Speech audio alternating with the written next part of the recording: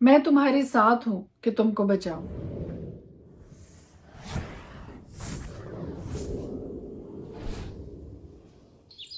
قدوس کے زندہ جلالی بابرکت پرفضل نام ایک بار پھر آپ کو میرا سلام۔ ایک بار پھر خدا کا زندہ کلام لے کر آپ کے سامنے ہوں، اور آج جو تھاٹ آپ کے ساتھ شیئر کرنے کو ہوں وہ یرمیہ کی کتاب اس کے 42 باب میں سے ہے۔ شاہ بابل کے ڈر سے جب لوگوں نے یہ فیصلہ کیا کہ ہم یہاں پر رہنے کی بجائے واپس ملک مصر کی طرف کو لوٹ جائیں، تو خدا کو یہ بات بالکل پسند نہیں آئی، کیونکہ خدا جو ان کو ملک مصر سے نکال کر اس ملک میں لے کر آیا، خدا نہیں چاہتا تھا کسی طور سے بھی کہ اس کے لوگ واپس اسی ملک میں جائیں جہاں سے وہ ان کو نکال کر لے کر آیا۔ خدا نے صاف واشگاف لفظوں میں اپنے لوگوں سے یہ کہا کہ شاہ بابل سے جس سے تم ڈرتے ہو نہ ڈرو۔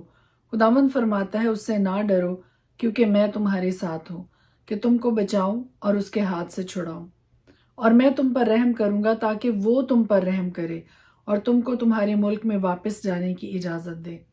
لیکن اگر تم کہو کہ ہم اس ملک میں نہ رہیں گے اور خداوند اپنے خدا کی بات نہ مانیں گے، اور کہو کہ نہیں ہم تو ملک مصر میں جائیں گے جہاں نہ لڑائی دیکھیں گے، نہ ترہی کی آواز سنیں گے، نہ بھوک سے روٹی کو ترسیں گے، اور ہم تو وہیں بسیں گے، تو اے یہودا کے باقی لوگوں خداوند کا کلام سنو۔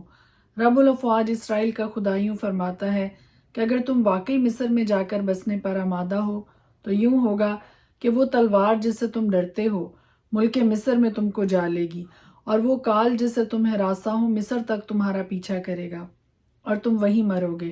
بلکہ یوں ہوگا کہ وہ سب لوگ جو مصر کا رخ کرتے ہیں وہاں جا کر رہیں تلوار اور کال اور وبا سے مریں گے، ان میں سے کوئی باقی نہ رہے گا، اور نہ کوئی اس بلا سے جو میں ان پر نازل کروں گا بچے گا۔ بائبل مقدس بڑی خوبصورت بات زبور نویس کے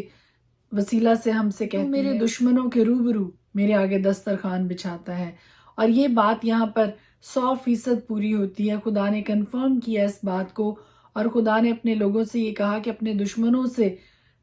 ڈرنے کی ضرورت نہیں ہے، ان کے درمیان رہتے ہوئے بھی ڈرنا نہیں ہے، کیونکہ میں تمہارے ساتھ ہوں، میں تمہیں بچاؤں گا۔ لیکن اگر تم یہ سمجھتے ہو کہ یہاں سے بھاگ کر جب تم ملک مصر کو جاؤ گے تو وہاں پر بچے رہو گے، تو ایسا سوچنا غلط ہے، کیونکہ جس کال سے، وبا سے اور پرابلم سے تم یہاں سے ڈر کے بھاگ رہے ہو، یہ ساری چیزیں وہاں پر تمہیں ہلاک کرنے کے لیے تمہارے پیچھے پیچھے پہنچیں گی۔ اگر تم ملک مصر میں چلے بھی جاؤ تو تلوار، کال اور وبا سے وہیں پہ مرو گے۔ جب خدا کسی چیز کے لیے گائیڈ کرتا ہے تو خدا پرووائڈ بھی کرتا ہے، خدا ہر طرح کی پروٹیکشن بھی پرووائڈ کرتا ہے، خدا ہر طرح کی سہولت بھی پرووائڈ کرتا ہے، خدا روپیہ پیسہ ہر ایک جسمانی روحانی ضرورتیں پوری کرتا ہے۔ اور بڑی خوبصورت کوٹیشن ہے، when God guides he provides، کہ جب خدا آپ کو گائیڈ کرتا ہے کسی شہر میں جانے کے لیے، کسی ملک میں جانے کے لیے، کسی کام کو کرنے کے لیے، تو خدا ہر طرح سے اپنے لوگوں کے لیے فراہم کرتا ہے، مہیا کرتا ہے۔ اگر خدا آپ کو آپ کے دشمنوں کے بیچ میں بھی رہنے کی ہدایت کرتا ہے، حکم فرماتا ہے، تو خدا پہ توکل کرتے ہوئے ویسا ہی کیجئے جیسا خدا چاہتا ہے، اور آپ دیکھیں گے کہ خدا ہر ایک سٹیپ پہ آپ کو فیور گرانٹ کرے گا، خدا ہر سٹیپ پہ آپ کے لیے برکت کے دروازے کھولے گا، آپ کی پروٹیکشن بھی کرے گا اور آپ کو مہیا بھی کرے گا۔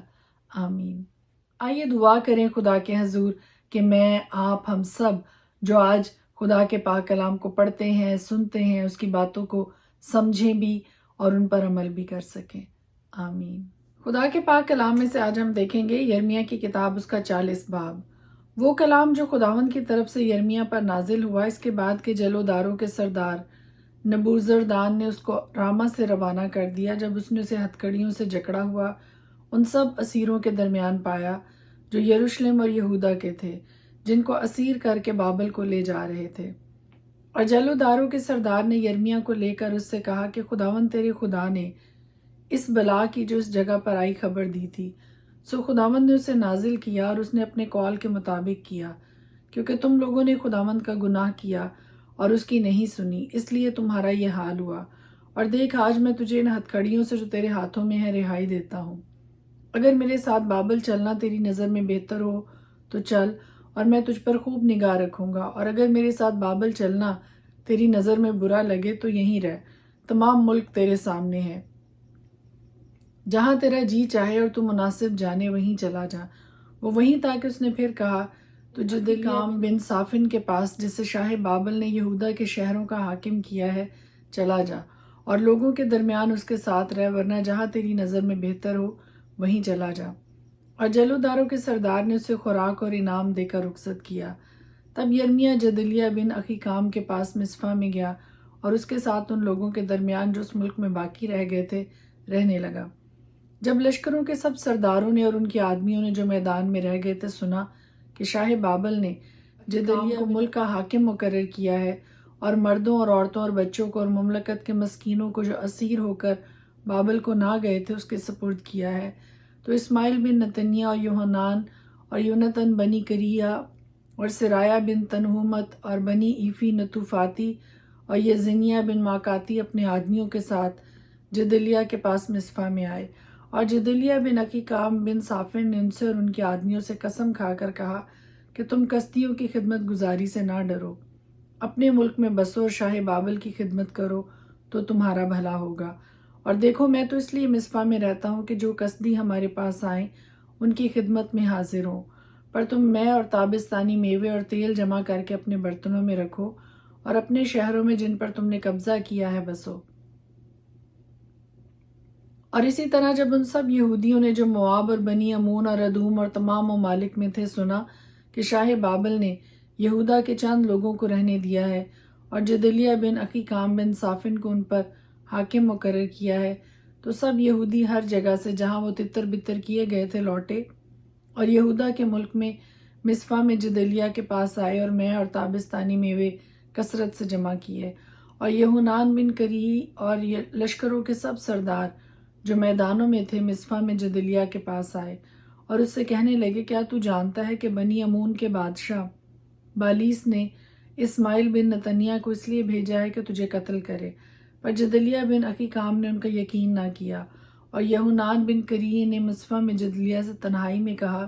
کہ اجازت ہو تو میں اسماعیل بن نتنیہ کو قتل کروں، اور اس کو کوئی نہ جانے گا، وہ کیوں تجھے قتل کرے، اور سب یہودی جو تیرے پاس جمع ہوئے ہیں پراگندہ کیے جائیں اور یہودا کے باقی ماندہ لوگ ہلاک ہوں۔ پر جدلیہ بن اخیکام نے یوحنان بن کریہ سے کہا، تو ایسا کام ہرگز نہ کرنا، کیونکہ تو اسماعیل کی بابت جھوٹ کہتا ہے۔ یرمیہ کی کتاب 41 باب۔ اور 7ویں مہینے میں یوں ہوا کہ اسماعیل بن نتنیہ بن السما جو شاہی نسل سے اور بادشاہ کے سرداروں میں سے تھا 10 آدمی ساتھ لے کر جدلیہ بن اخیکام کے پاس مصفا میں آیا، اور انہوں نے وہاں مصفا میں مل کر کھانا کھایا۔ تب اسماعیل بن نتنیہ ان 10 آدمیوں سمیت جو اس کے ساتھ تھے اٹھا اور جدلیہ بن اخیکام بن صافن کو جسے شاہ بابل نے ملک کا حاکم مقرر کیا تھا تلوار سے مارا اور اسے قتل کیا۔ اور اسماعیل نے ان سب یہودیوں کو جو جدلیہ کے ساتھ مصفا میں تھے اور کسدی سپاہیوں کو جو وہاں حاضر تھے قتل کیا۔ اور جب وہ جدلیہ کو مار چکا اور کسی کو خبر نہ ہوئی، تو اس کے دوسرے دن یوں ہوا کہ سکم اور سیلا اور سامریہ سے کچھ لوگ جو سب کے سب 80 آدمی تھے، داڑھی منڈائے اور کپڑے پھاڑے اور اپنے آپ کو گھائل کیے اور ہدیے اور لبان ہاتھوں میں لیے ہوئے وہاں آئے تاکہ خداوند کے گھر میں گزرانے۔ اور اسماعیل بن نتنیہ مصفا سے ان کے استقبال کو نکلا اور روتا ہوا چلا، اور یوں کہا، اور یوں ہوا کہ جب وہ ان سے ملا تو ان سے کہنے لگا کہ جدلیہ بن اخیکام کے پاس چلو۔ اور پھر جب وہ شہر کے وسط میں پہنچے تو اسماعیل بن نتنیہ اور اس کے ساتھیوں نے ان کو قتل کر کے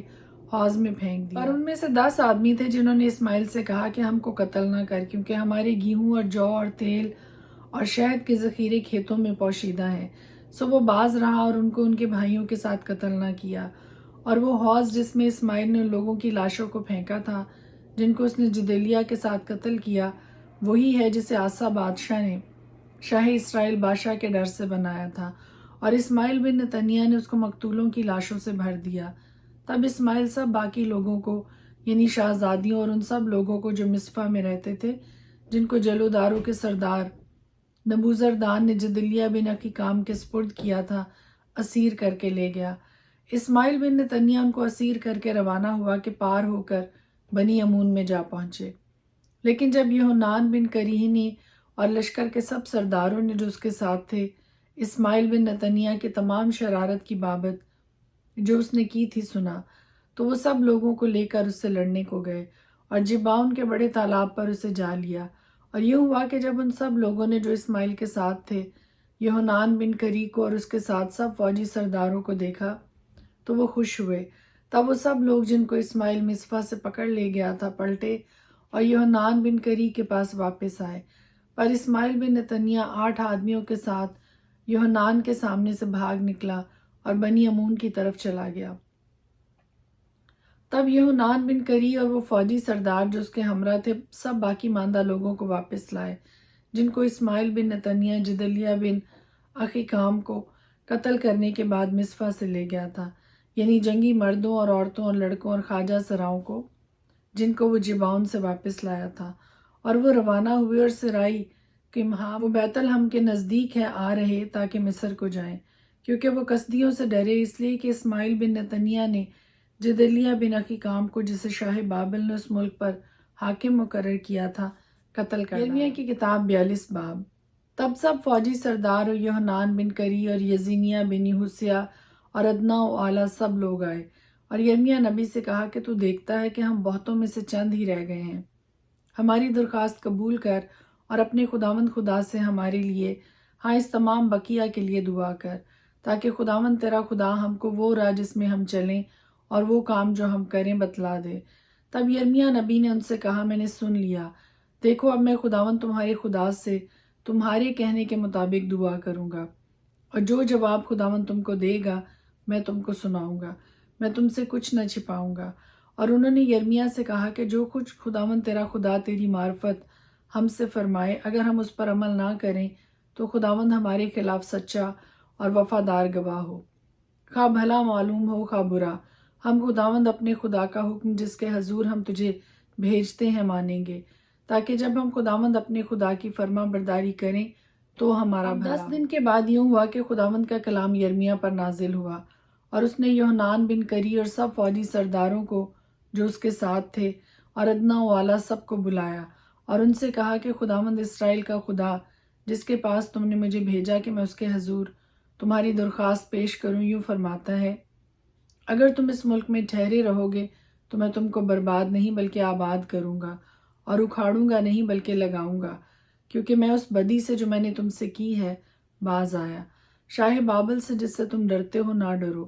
خداوند فرماتا ہے اس سے نہ ڈرو کیونکہ میں تمہارے ساتھ ہوں کہ تم کو بچاؤں اور اس کے ہاتھ سے چھڑاؤں، اور میں تم پر رحم کروں گا تاکہ وہ تم پر رحم کرے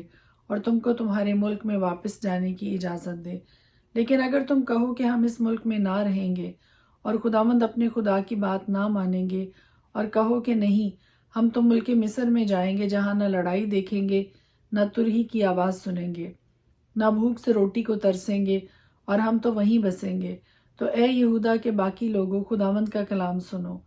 رب الافواج اسرائیل کا خدا یوں فرماتا ہے کہ اگر تم واقعی مصر میں جا کر بسنے پر آمادہ ہو تو یوں ہوگا کہ وہ تلوار جس سے تم ڈرتے ہو ملک مصر میں تم کو جا لے گی، اور وہ کال جس سے تم ہراساں ہو مصر تک تمہارا پیچھا کرے گا اور تم وہیں مرو گے۔ بلکہ یوں ہوگا کہ وہ سب لوگ جو مصر کا رخ کرتے ہیں کہ وہاں جا کر رہیں تلوار اور کال اور وبا سے مریں گے، ان میں سے کوئی باقی نہ رہے گا اور نہ کوئی اس بلا سے جو میں ان پر نازل کروں گا بچے گا۔ کیونکہ رب الافواج اسرائیل کا خدا یوں فرماتا ہے کہ جس طرح میرا قہر و غضب یروشلم کے باشندوں پر نازل ہوا اسی طرح میرا قہر تم پر بھی جب تم مصر میں داخل ہوگے نازل ہوگا، اور تم لعنت و حیرت اور تان و تشنی کا باعث ہوگے اور اس ملک کو تم پھر نہ دیکھو گے۔ اے یہودا کے باقی ماندہ لوگوں، خداوند نے تمہاری بابت فرمایا ہے کہ مصر میں نہ جاؤ۔ یقین جانو کہ میں نے آج تم کو جتا دیا ہے، فی الحقیقت تم نے اپنی جانوں کو فریب دیا ہے، کیونکہ تم نے مجھ کو خداوند اپنے خدا کے حضور یوں کہہ کر بھیجا کہ تو خداوند ہمارے خدا سے ہمارے لیے دعا کر، اور جو کچھ خداوند ہمارا خدا کہے ہم پر ظاہر کر اور ہم اس پر عمل کریں گے۔ اور میں نے آج تم پر یہ ظاہر کر دیا ہے تو بھی تم نے خداوند اپنے خدا کی آواز کو یا کسی بات کو جس کے لیے اس نے مجھے تمہارے پاس بھیجا ہے نہیں مانا۔ اب تم یقین جانو کہ تم اس ملک میں جہاں جانا اور رہنا چاہتے ہو تلوار اور کال اور وبا سے مرو گے۔ خدا کے پاک کلام کے پڑھے اور سنے جانے پر اس کی خاص برکت ہو، آمین۔